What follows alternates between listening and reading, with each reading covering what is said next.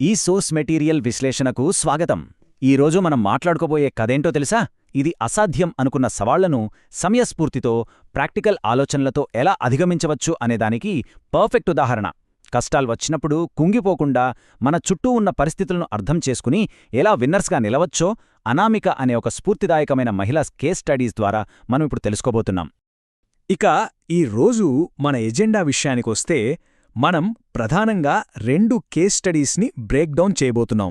అవేంటంటే అనుకూలత యొక్క పవర్, వంటల పోటీ సంక్షోభం, గ్రీన్ మ్యాంగో స్ట్రాటజీ, మునిగిపోతున్న గ్రామం ముప్పు, తేలిగాడే ఆవాస నిర్మాణం, అలాగే ఫైనల్గా ప్రకృతితో సామరస్యం. సరే, ఇక మొదటి విభాగం అనుకూలత యొక్క శక్తి. అసలు ఈ కేస్ స్టడీస్ని అర్థం చేసుకోవాలంటే మనం ముందుగా ఒక విషయాన్ని గుర్తుంచుకోవాలి.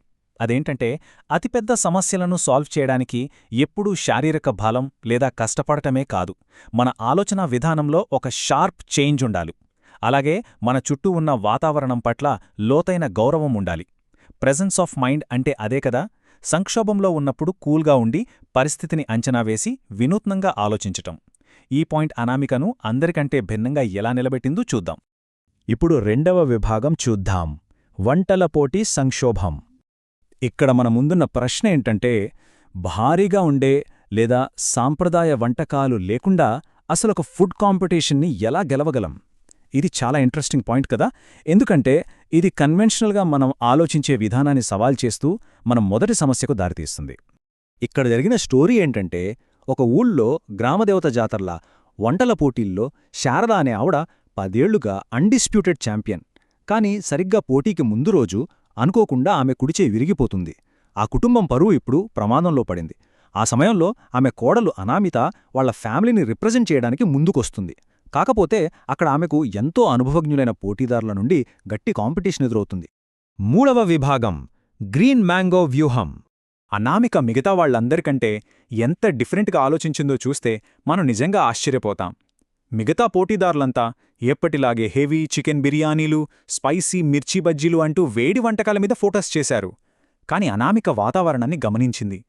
అది మే నెల, మండుటెండలు. కాబట్టి జడ్జీలు కూడా అలసిపోయి ఉంటారని గ్రహించి వేడివేడి ఆహారం కంటే కడుపును చల్లబరిచే సింపుల్ గ్రీన్ మ్యాంగో జ్యూస్ అయితే చాలా ఎఫెక్టివ్గా ఉంటుందని ఆమె డిసైడ్ అయింది.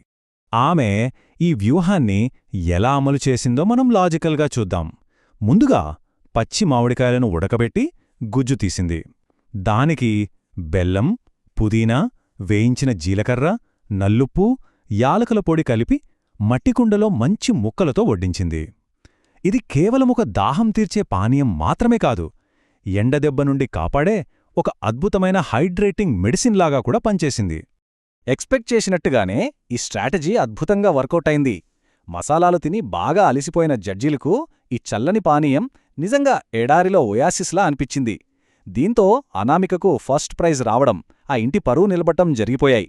నా కోడలు నాకంటే గొప్పదని ఊరందరి ముందు నిరూపించుకుంది అని శారదగారు చెప్పిన మాటలు అత్తాకోడళ్ల మధ్య ఏర్పడిన బలమైన ఎమోషనల్ బాండ్ని మనకు తెలియజేస్తున్నాయి కదా. ఇక మన తర్వాతి అంశం 4వ విభాగం మునిగిపోతున్న గ్రామం ముప్పు.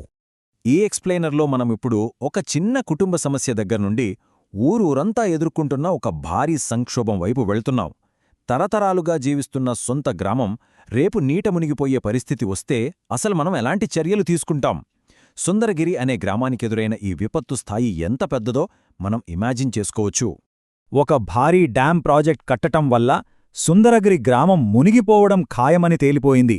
దాంతో ఊరి ప్రజలంతా వలస వెళ్లి నగరాల్లోని కాంక్రీట్ ఫ్లాట్స్లో సర్దుకుంటున్నారు.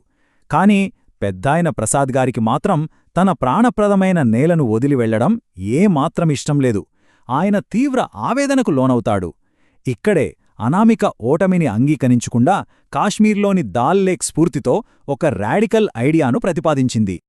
5వ విభాగం తేలియాడే ఆవాస నిర్మాణం.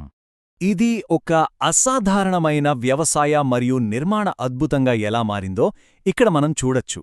బంధువులు ఎగతాళి చేసినప్పటికీ అనామిక వెనక్కి తగ్గలేదు. ముందుగా 4 పెద్ద చెక్క పడవలను తీసుకొని వాటిని బలమైన చెట్లకు కట్టింది. పడవల అడుగున వాటర్ ప్రూఫ్ షీట్లు వేసి దానిపై ఆవు పేడ లాంటి ఆర్గానిక్ ఎరువు కలిపిన మట్టిని పల్చగా వేసింది.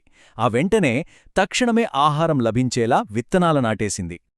ఆ పడవలపైనే వాళ్లు పండించిన స్వయం సమృద్ధి ఆహార వ్యవస్థను బ్రేక్డౌన్ చేసి చూస్తే ఒకవైపు టొమాటో, మిరప, బెండలాంటి కూరగాయలు, మరోవైపు బొప్పాయి, జామలాంటి పండ్లు కనిపిస్తాయి. ఇక హైడ్రేషన్ కోసం నీటిలో తేలే కొబ్బరి బొండాలను కలెక్ట్ చేసుకొని న్యాచురల్ ఓఆర్ఎస్గా వాడుకున్నారు. అంటే వాళ్లను కబళించడానికి వచ్చిన వరద నీటినే వాళ్లొక ప్రాణాధారంగా మార్చుకున్నారన్నమాట. ఇక చివరిగా 6వ విభాగం ప్రకృతితో సామరస్యం.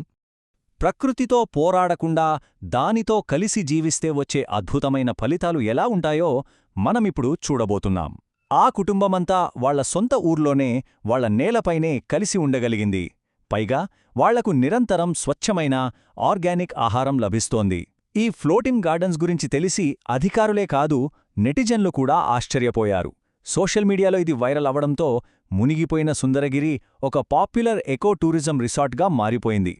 ఈ విజయానికున్న ఎమోషనల్ వెయిట్ మొత్తం మనకు ప్రసాద్ గారి మాటల్లోనే వినిపిస్తుంది. ప్రాజెక్టు వల్ల ఊరుపోతుందని ఏడ్చాను, కానీ నీ వల్ల నా ఊరు నిలిచిపోయిందమ్మా, నా గోడల్లో రత్నాలు అని ఆయన ఎంతో ఉద్వేగంతో చెప్పారు. ఊరు విడిచి సిటీకి వెళ్లడానికి బదులు ఆ కుటుంబం అక్కడే ఆ నీటిపైనే ఒక హోటల్ నిర్మించాలని డిసైడ్ అయింది. ముగింపుగా మనందరినీ ఆలోచింపజేసే ఒక పాయింట్: నిజమైన ఆవిష్కరణ అంటే ఏంటి? వస్తున్న ప్రకృతి ప్రవాహానికి ఎదురీదడమా, లేక ఒక అద్భుతమైన ఐడియాతో దానితో పాటే తేలియాడటమా? అనామిక కథ మనకు నేర్పే పాఠమిదే. సమస్య ఎంత పెద్దదైనా మన ప్రెజెన్స్ ఆఫ్ మైండ్, అడాప్టబిలిటీతో దాన్ని జయించవచ్చు. సరే, ఈ ఎనాలిసిస్ నుండి మనం నేర్చుకునే స్ఫూర్తితోనే మరో ఆసక్తికరమైన ఎక్స్ప్లెయినర్తో మళ్ళీ కలుద్దాం.